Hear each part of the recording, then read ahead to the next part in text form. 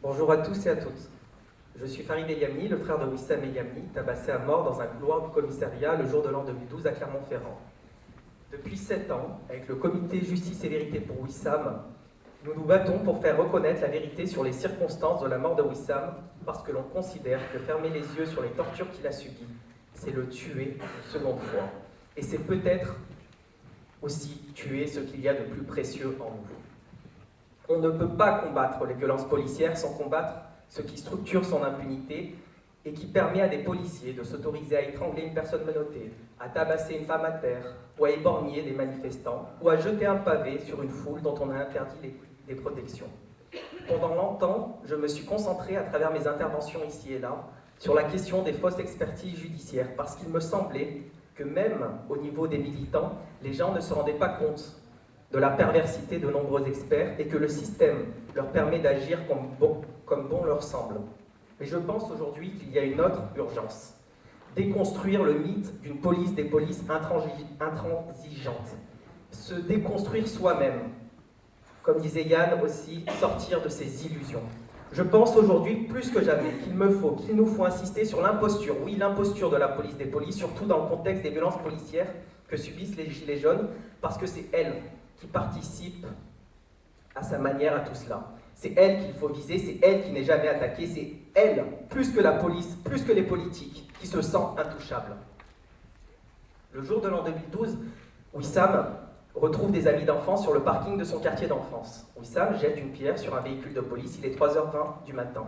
À une centaine de mètres plus loin, Wissam est interpellé rapidement, selon les témoins, à l'entrée du parking de l'école Jean de La Fontaine à Clermont-Ferrand.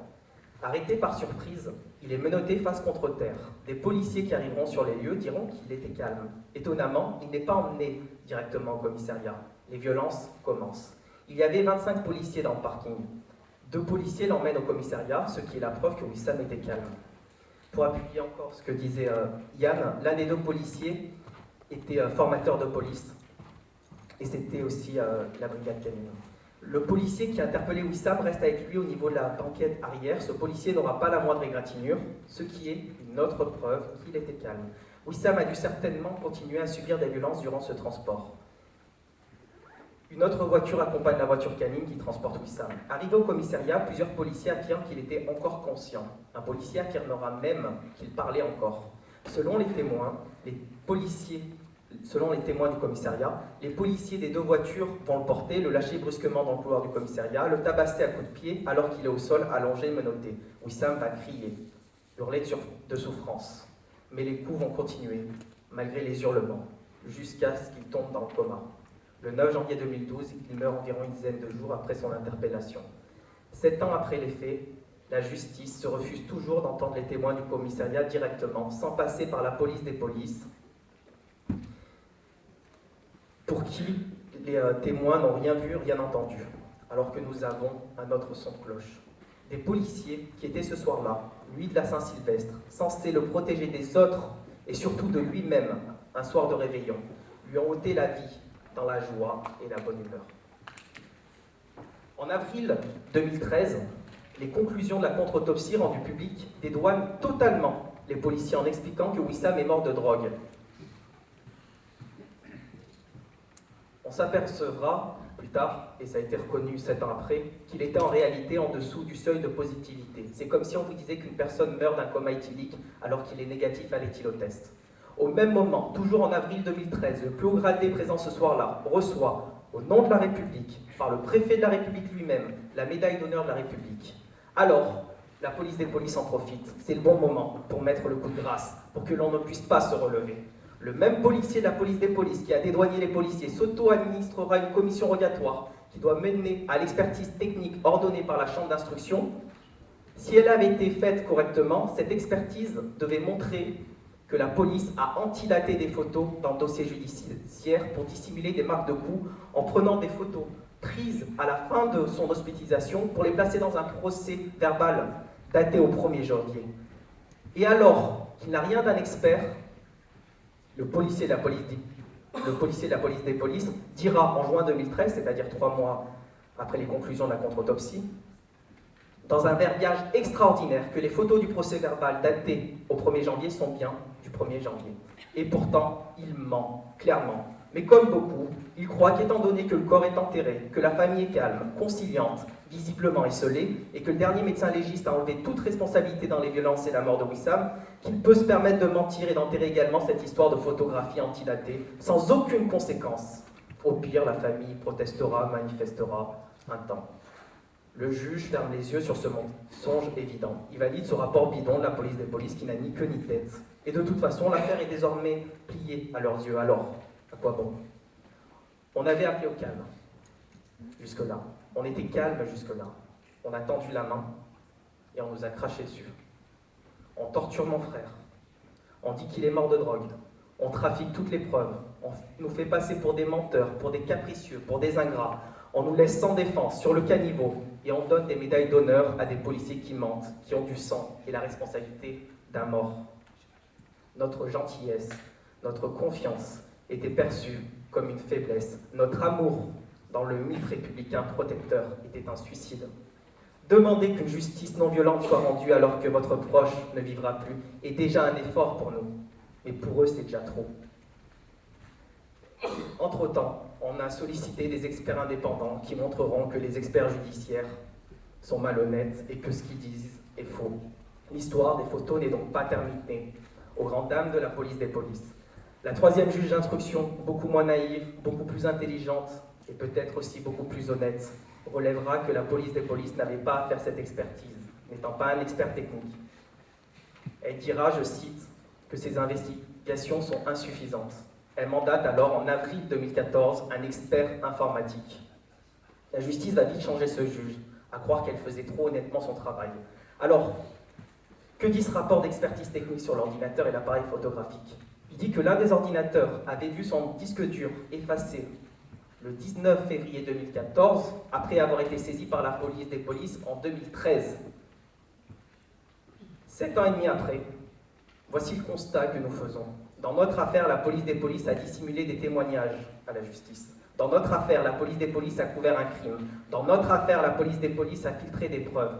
Dans notre affaire, la police des polices a inventé des conclusions d'expertise. La police des polices couvre les violences policières et seulement les violences policières. Si elle était sévère sur les violences policières, elle avouerait qu'elle n'a pas vu les choses arriver. Ça écornerait l'image de la police dont elle s'estime garante. Et ça risquerait de démotiver les troupes qui se mettraient à réfléchir aux conséquences de leurs actes avant d'agir. Et ça, c'est problématique des policiers qui se posent des questions, vous comprenez. La police des polices jauge la limite de l'acceptable pour l'opinion publique et de temps en temps lâche du lest pour faire illusion si la limite est atteinte. Par contre, il faut le souligner, lorsqu'il s'agit d'enquêter sur des erreurs d'origine interne à l'institution, c'est-à-dire des affaires comme des utilisations frauduleuses, des outils informatiques, de cartes de police à titre personnel, il est donc son intérêt d'être sévère. Ça fixe les limites en interne, ça montre à l'opinion publique qu'elle sait aussi être sévère.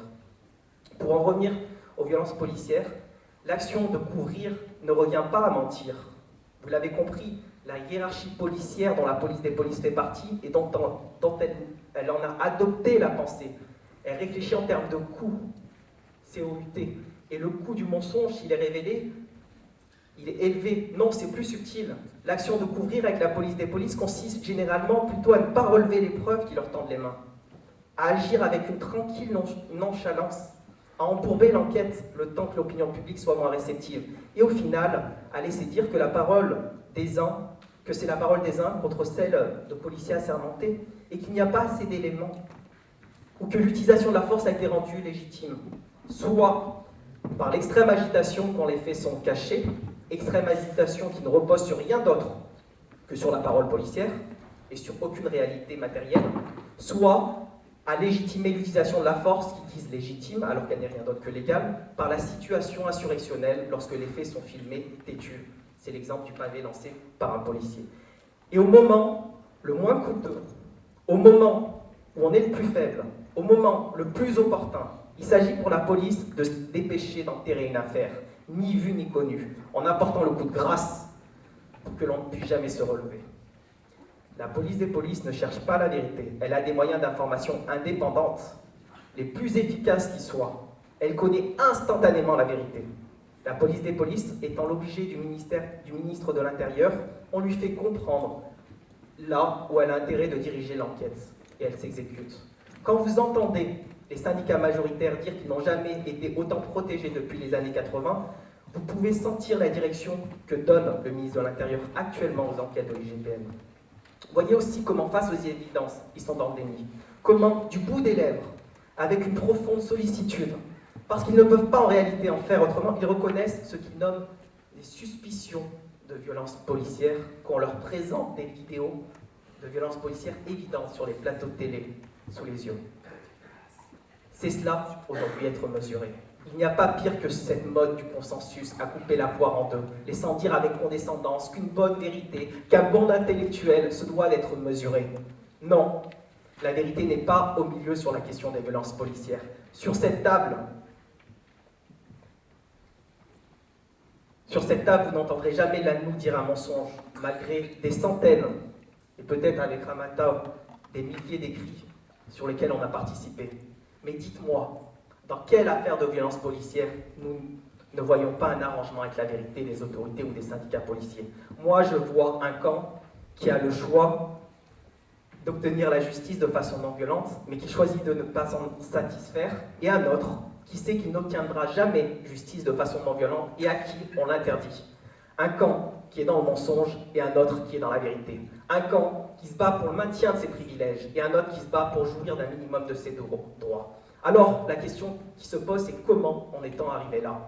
Ceux qui nous gouvernent ont leurs responsabilités. Ils feignent de ne pas connaître les dysfonctionnements et n'ont pas un comportement responsable une fois arrivés justement à des postes de responsabilité. Voyez comment? Voyez l'histoire de l'hôpital La Pitié-Salpêtrière. Nous sommes gouvernés par des personnes qui sont incapables de reconnaître un mensonge autrement que lorsqu'ils en sont obligés. Nous assistons cela aussi parce que nous avons notre part de responsabilité. Des carrières se construisent sur nos larmes, notre sueur, nos délégations de pouvoir, avec notre consentement. On a trop longtemps accepté d'être passifs. Nous avons manqué de clairvoyance, nous avons cru en nos représentants, nous avons cru en leur pénitence, nous avons cru à l'arrivée du chef sauveur rédempteur, nous avons cru aux garde-fous, nous avons cru aux garants de la moralité, nous avons cru aux garants de la liberté, nous avons été incapables de croire et de construire une autre alternative désirable. On était en réalité envoûtés, endormis, et on ne faisait qu'honorer des salauds, des amoureux, des pervers, des esprits machiavéliques, des lâches qui nous poussaient à nous sous-estimer et à nous mépriser mutuellement pour mieux nous diviser, pour mieux régner. Avec eux, on n'est plus dans le domaine de la morale. Ça, il faut bien le comprendre. Il faudra finir par l'intégrer. On se déplace plutôt dans le domaine de la moralité, c'est-à-dire de l'efficacité. Pour eux, il ne s'agit pas d'être moral, il s'agit d'être efficace face à un problème. Peu importe le moyen. Rappelons-le, c'est celui qui a le pouvoir qui choisit la forme de la lutte de l'opprimé. Et il a choisi le terrain de l'efficacité. Pour eux, la fin justifie les moyens. Il nous faut en prendre acte. Aussi, alors qu'on en appelait à la morale, à la conscience, à croire à la bienveillance des institutions, à se dire qu'ils vont se réveiller, nous avons oublié que jamais, au grand jamais dans l'histoire, des droits ont été obtenus en faisant appel au sens moral de celui qui l'opprimait. Parce que nous avons manqué de perspicacité et nous avons oublié à quel point l'orgueil, la vengeance, le groupe pouvaient structurer, pour ne pas dire aveugler, pour ne pas dire donner du sens à des hommes, policiers ou pas, qui n'en avaient pas. Nous sommes complices de notre sort. Nous avons collectivement cédé à la peur, au chantage, à la sécurité. Nous n'avons pas appris l'histoire. Mais j'ai espoir en une justice immanente. Je sais que lorsque le vent soufflera tel le petit cochon qui a construit sa maison en briques, que ceux qui ont construit sur le mensonge, sur le faux, sur l'instabilité s'envoleront. Qu'ils se méfient du loup qui sommeille dans le peuple, parce que le peuple n'oublie jamais les salopards. Et au vu des cœurs qui s'enflamment, au vu de l'ambiance qui s'électrise, au vu des esprits qui s'éveillent, au vu des volontés qui convergent et qui s'organisent, au vu des convictions qui s'aiguisent, au vu du courage qui se condense, au vu des sentiments et des expériences qui se font écho, des sourires qui s'esquissent, j'ai encore plus espoir et nous le disons.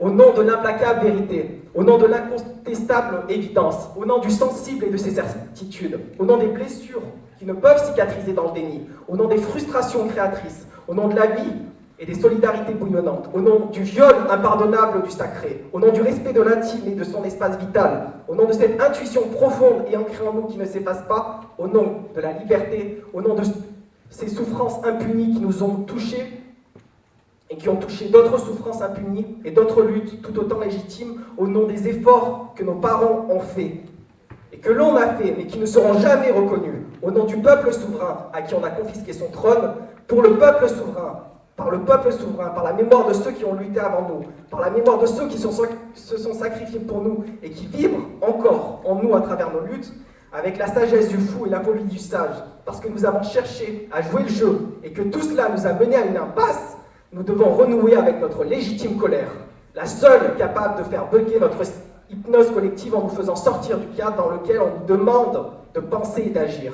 Ce cadre qui nous mène à une impasse quand on accepte les injonctions contradictoires. Nous le disons et nous le dirons, à chaque fois que la ligne rouge de notre dignité sera franchie, autant qu'il le faudra, aussi longtemps qu'il le faudra, partout où il le faudra, avec autant de conviction qu'il le faudra, il y aura désormais un chemin pour chaque portion du peuple qui le constitue, où nous en créerons un.